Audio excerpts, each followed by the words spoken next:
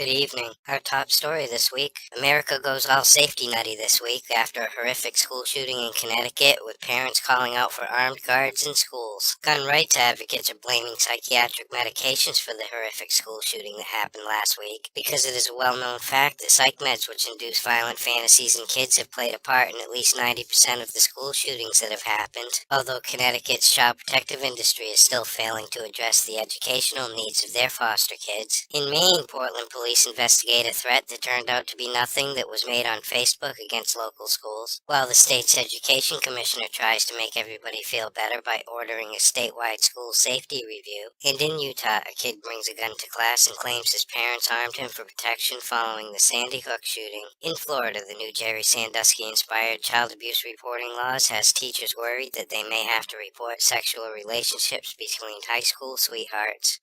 In California, the state mistakenly garnishes a woman's wages for child support for three girls who she had never heard of. The Los Angeles Board of Supervisors wants a better reporting process to deal with all of the failures within their child welfare system. And the Department of Healthcare Services mails 2,600 Medi-Cal cards to the wrong families. In Maine, 5 people are picked for a Truth and Reconciliation Commission to examine the state's legal kidnapping of Native American children over the last 2 centuries. In New Jersey, a new report finds that the state isn't doing enough to protect children who are caught up in the foster care system, and this report also states that babies and toddlers are at the highest risk of suffering abuse in foster care. In Maryland, Montgomery County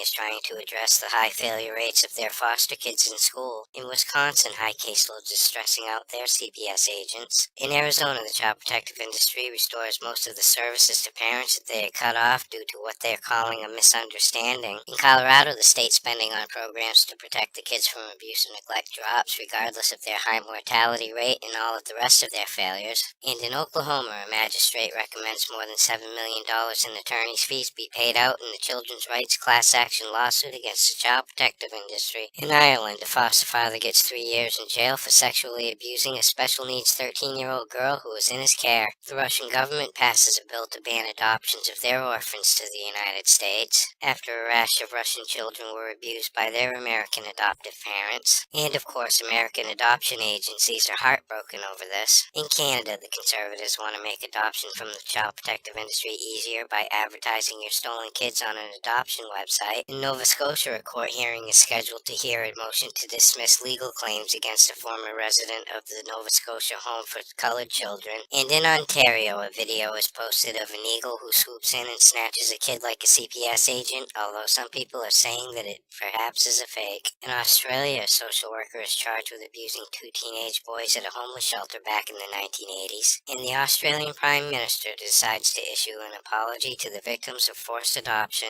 In England, child abuse and adoption records have been sent to the wrong people in blunders that have cost the child protective industry £150,000, including one British social worker who left papers regarding a sexual abuse case on a bus in a brown paper bag, and the couple who lost their foster care license after being accused of being racist due to their political affiliations is threatening to sue the Rothingham Council after effectively being blacklisted. In entertainment news this week, Sesame Street releases a new video to help kids whose parents are going through a divorce. In Florida, an inmate testifies that the foster mother who is on trial for the death of Ryla Wilson described killing an evil child who disappeared 10 years ago. In New Mexico, a 16-year-old girl pleads no contest to killing her foster mom. And in Texas, a woman is arrested for threatening her lawyer and a CPS agent. In New York, a foster mother is frantic after her foster son disappeared after school on Friday. In Ohio, a CPS agent who falsely reported that a kid who she was supposed to visit was fine when in fact the kid was already dead cannot claim immunity from a civil lawsuit. In Nevada, a real father is told to confess to a crime he didn't commit if he ever wanted to see his kid again. In Utah, a law firm sues an adoption agency for failure to pay their legal fees. And finally, tonight, a cruise ship that was headed for the Bahamas turns around and heads back to Florida after a kid falls aboard the ship and is injured. For these stories and all the latest dirt on the child protective industry, visit www.legallykidnapped.com. And until next week, this is Baby LK, over and out.